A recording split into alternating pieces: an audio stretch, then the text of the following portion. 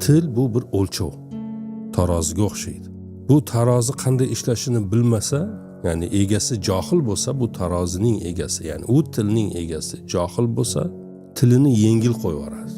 Bo'lar bo'lmas narsaga uni sayraydigan qilib qo'yadi. Va til uni nima qiladi? Aldaydi. Aqlchi, ya'ni uni egasi aqlli bo'lsa, tilni egasi johil emasda, aqlli bo'lsa, tilini og'irlashtiradi. Og'irlashtirish nima degani? Nazorat ostiga oladi.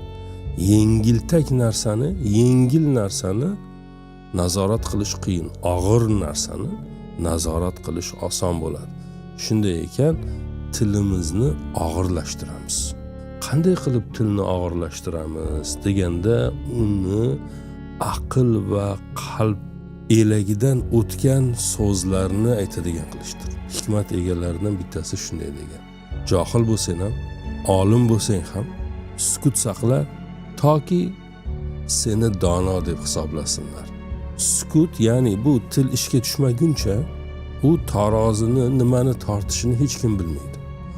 Ammo u til ishga tushgandan keyin ichki dunyoda nima borligi, aqlda nima borligi, xayolda nima borligi, sizni darajangiz qanaqaligi tashqariga oshkor bo'lishni boshlaydi.